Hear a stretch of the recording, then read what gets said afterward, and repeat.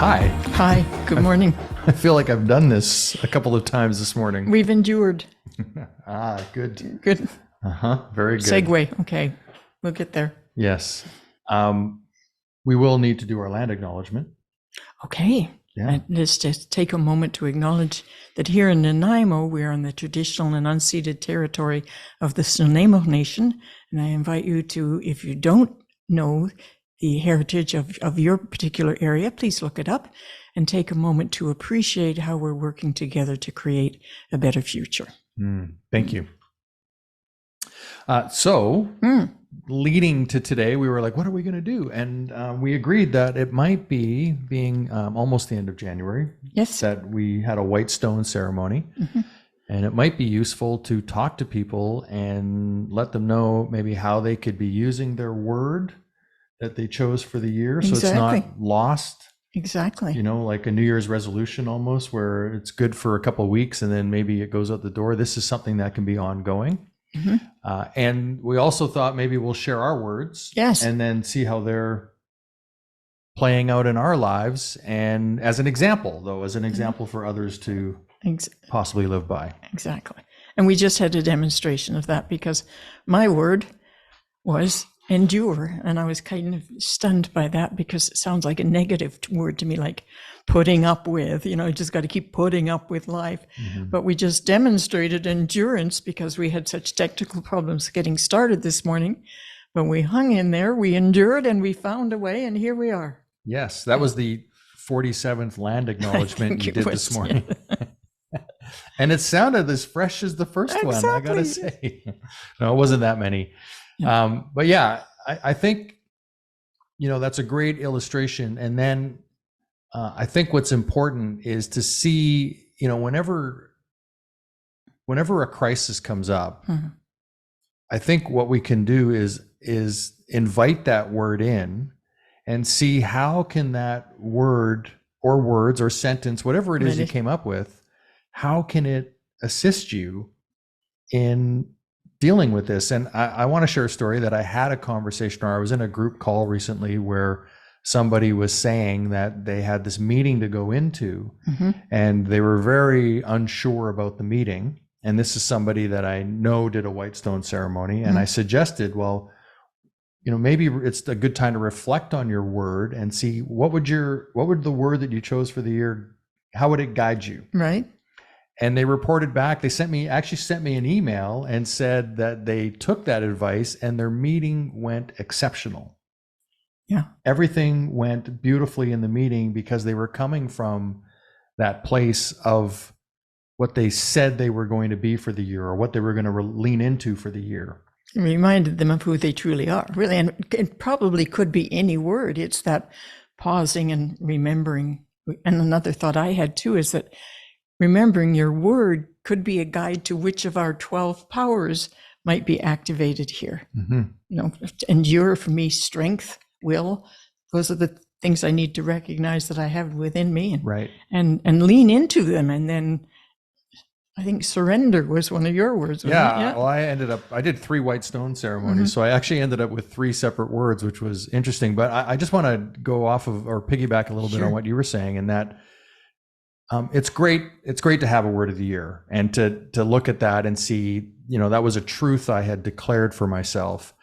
And you can also change it up. Sure. One of the things that I think we can run into struggles with or challenges with is getting really what's the word I'm thinking of, like crystallized on an idea. What's the word? Focused. Well, focused, but where you've set yourself up in such a way that there's no room for error. Commitment. Yeah, no boundaries. There's no way to move beyond something. You become like so pinned focused on an idea that we're not willing to look at it from a new direction or to bring in a new piece that we could reflect on it with.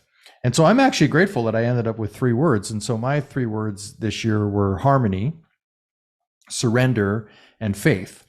And I find that so far this year, faith has been the biggest piece for me to really lean into, and maybe it stems from the fact that faith is January, but we had a talk, you and I did a meeting here, or a discussion here on faith, and it opened up a whole bunch of different pathways for me around faith, and how could I utilize faith in many areas of my life, to even thinking of, well, how can I even have faith that the technology is going to work if I keep enduring, to borrow your word. Yes. If I keep enduring here and having faith, I believe I can come up with a workaround. Right. Which we did. So for those that don't know, we usually recorded to a piece of software that was on the laptop that seems to be giving us problems. And instead, what we're now doing is we have a Zoom channel open and we're recording to Zoom, and then we'll download the file and use the file from Zoom. Right. So by enduring and having faith, there's always a way, and imagination. I mean, we could go through all the 12 hours here. There's a way to move through that. Yeah. During that process, you seem to be busy-ish, but did you at any time during that sort of stop and breathe and remind yourself? Or were you kind of lost in the anxiety of it? That's a really good question. I never felt, in this particular instance, I never felt anxious about it. I felt like I'm going to keep reworking the problem and do the things I know to do to see if that resolves it. And if that doesn't resolve it, I also knew I had alternatives that I could turn to. Like I knew there was a fix here. It would have just taken more work. You had faith in this process. I had faith. I was never in a place of anxiousness around it.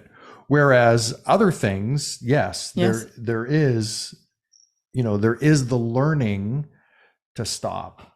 Yeah. And just breathe. Whatever it is. Yeah. Just breathe. And I was listening to Stephen Covey, his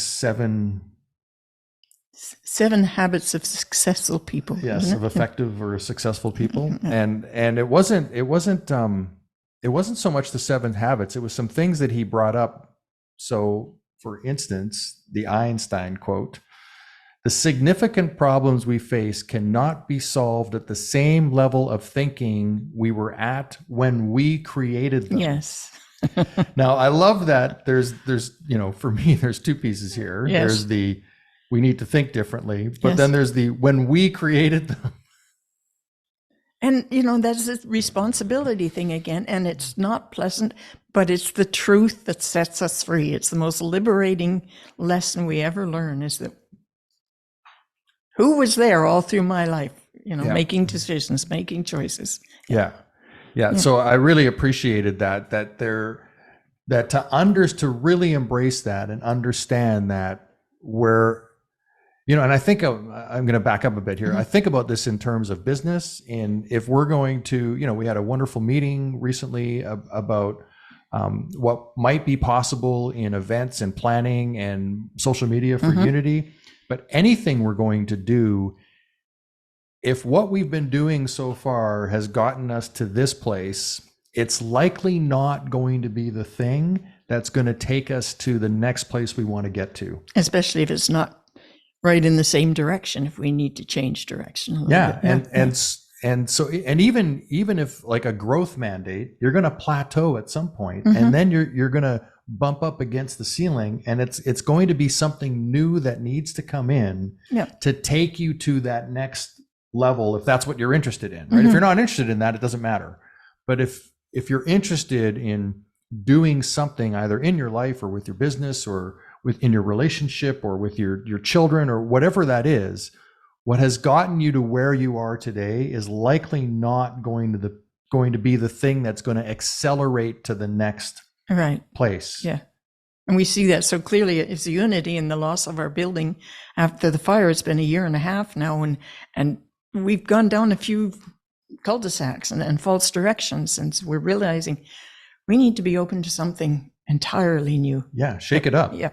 Right. Which I'm grateful that people are willing to take that risk and have absolutely faith. Put their trust in. That's right. Faith that we're on the right path. Yeah. We're going where we're going to get to. Yeah. We're going to get somewhere. Yeah. And we're always frustrated in life by things. Yeah. It's never going to stop happening. Yeah. It's just how are we going to deal with it? Exactly. Yeah. Exactly. How are we going to deal with it? And so that's where the pause and maybe leaning into either a 12 power or your phrase or word, I've been able to find a great deal of release, of relief, if you will, from either seeing how can I harmonize better in this moment? Right. What could I give up or surrender to in this moment, or leaning into faith that I am on the right path here, that all roads are leading to the place I actually want to get to, and I don't need to fret about it. And as you were speaking, I recalled that I had a second word, which was grace. And so my opportunity now is that there may be more things I have to endure in this coming year. I can choose to be bitchy about it and sad about it and depressed about it, or I can choose to endure gracefully. Yeah. Grace is such a wonderful word. It even rolls off the tongue so beautifully, to have grace in something and to be graceful and to. And the definition of grace, according to Unity, is the aspect of God that does not deal in balance, equal parts, give and receive. It's something extra that you've being given that you haven't earned. Ah, wow. Yeah. Wow. So it's not about equalizing things as much as being in a state of. Yeah, you don't have to pay for things. And it's freely given. There's no need to reciprocate or earn it. Right. Yeah. And so as I was listening to this audiobook this morning and taking notes, Covey shares that there is a dominant social problem of outside in and a belief that our problems are the result of some thing or person outside of us, right? In a lot of cases. I mean, sometimes there are problems that are outside of us. Other people contribute. Yes, right. But in a lot of cases, it's how we look at it and how we want to reflect on it. Yeah. And so then he brought up a quote from T.S. Eliot. We must not cease from exploration, and the end of all of our exploring will be to arrive where we began and to know the place for the first time. Yes, I love that one. Yeah. And so I was thinking about that this morning, just in this, past 6 years of my life, 7 years of my life here at Unity, and how I truly feel like I'm actually beginning to know myself for the first time, like at a level that's very deep. Yeah. Knowing the things I'm not proud of about myself, the parts of me that I maybe don't want to share in the open or be, flatter myself with, but also the parts that I can really embrace of myself that I think are good qualities. Yeah. Right. And that's what's really opened up in this journey is, when I read that quote this morning or listened to it on the audiobook, I was like, oh, wow, that resonates. Yes. Yeah. Yeah. It's, accepting the less than perfect parts of ourselves without judgment and being okay with, yes, I've made some stupid mistakes and that's how I got here. And so being in this moment now I have a choice. I don't have to be influenced by any of that anymore. Right. Freedom. Yeah. Yeah. Yeah. And as we discuss this, it brings up for me, we were talking earlier today about spiritual counseling or doing, being there for people as a spiritual solution, I guess might be the word I want to use here. And I was reflecting on back in my class days when we would have the opportunity through my 3 semesters of spiritual counseling to sit in a group of 3 where one person would bring their challenge, one person would play counselor, and one person would critique at the end. Like, what did they learn from the 2 and what did they see that was going on and how might things have worked better for both persons, because they're an impartial witness, so to speak. And what I saw from all of that was that it's actually in the willingness to speak about it with somebody you can trust, but to truly speak about what's going on for you and have somebody who just listens, not tries to fix it. Because there's 2 types of coaching in the world, right? There's the coaching from the place of I know best, so do it my way. Yeah, and I'm trying to think of the word consultant. Okay. You bring in a consultant to actually create solutions to things that aren't working in the business, if you're going to look at it from a business perspective. But on the personal coaching, the thing that works best is when you arrive at the answer yourself, of course, through your sharing and your willingness to open up. And it's as you practice that, it becomes really easy to dig in and just go, yeah, I have this challenge and I'm willing to look at it. And the more that I speak about it, I can actually see why it's there and where it's coming from within me. Right. And well, to educate, Latin word educare means to draw out of. Right. So, and isn't that what all therapists are actually aiming for, is to guide you to find your own answers. Right. To draw things out from you, right? Yeah. Hmm.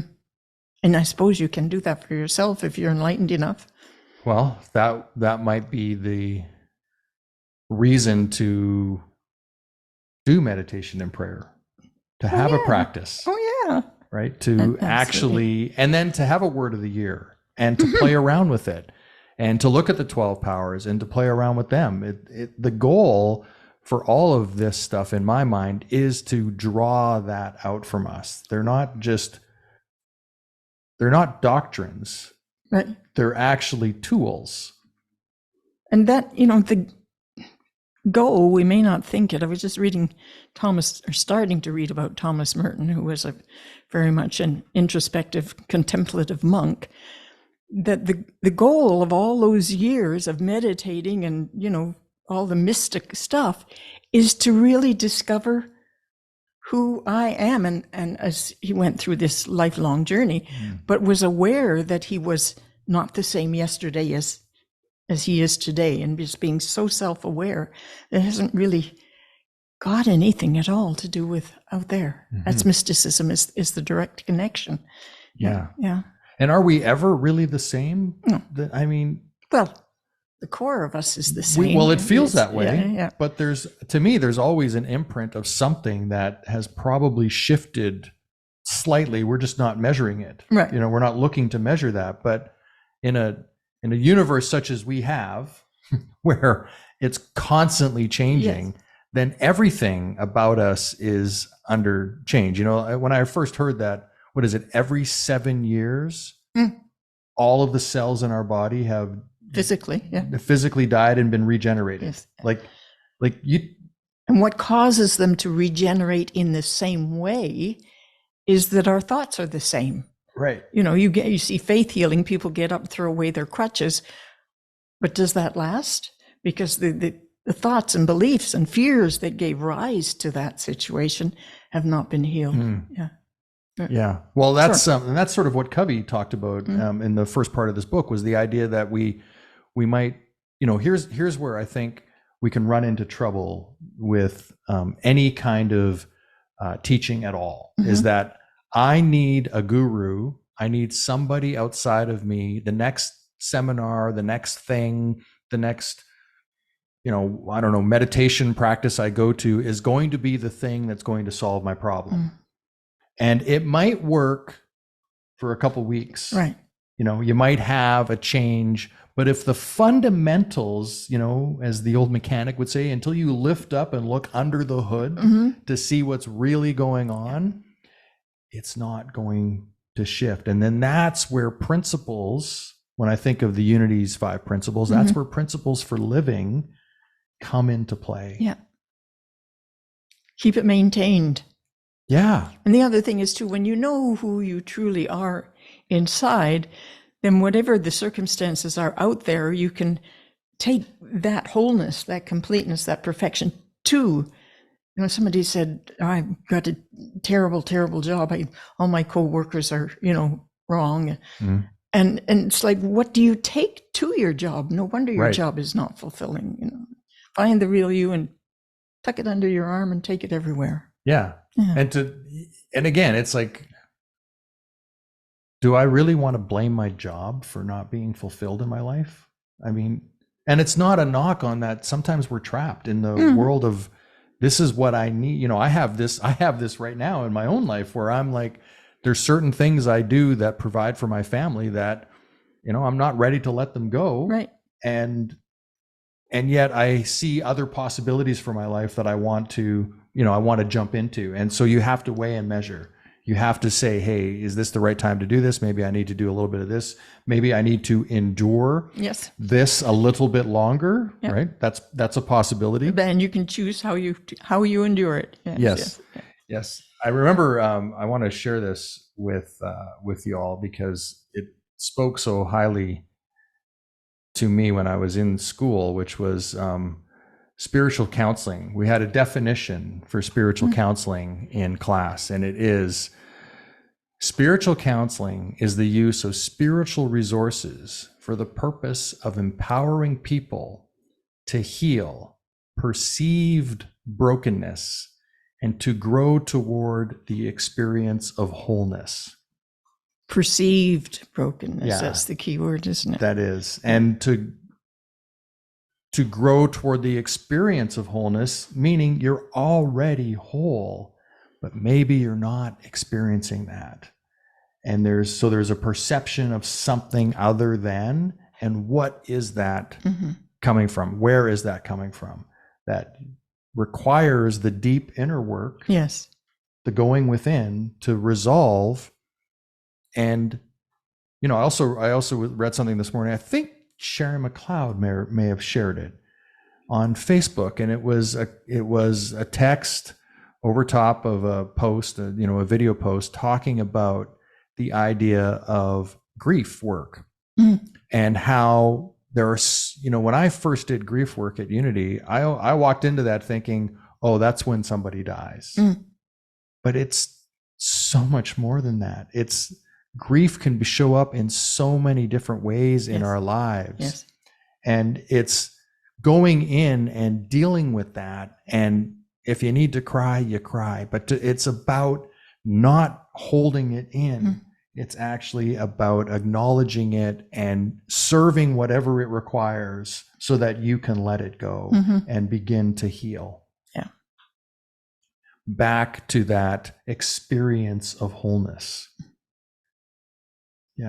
And it is possible, I think, to just jump there. You can dig through all the past and see where you've been hurt and how that's affected you. And you can also make the decision and the commitment to just whatever it was, not be affected by it anymore. Right. Well, so that's strength. Yeah, I think that's true. And I think it first requires, though, that you've acknowledged all of those things. Like, I have found it's way easier for me now to get what I would call get off it, to get off whatever it is I'm on. It's much easier for me now to recognize it and to make the choice that, hey, this is not serving me, and I can let it go. And sometimes, quite frankly, I want to wallow in it. Oh, yes. Yes, absolutely. But the thing is, nothing has any meaning of itself except what we give it. So if I like to wallow. I had tell my story. I had a good cry last night. It's usually, for me, it's usually movies. For some reason, movies can bring out emotional truth in me that brings me to tears. And I think my kids laugh at me, right? Because they'll see me watching a really hokey movie and I'll be crying. And they're like, Dad, what's going on with you? That's it's an indication of our oneness when we feel each other's feelings. Like that. Empathy.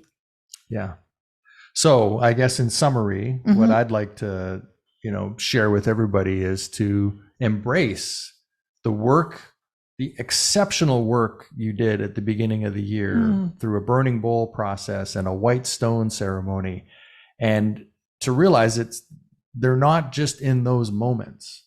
They can be carried forward. And maybe even what you gave up at your burning bowl ceremony, you might have to give it up again.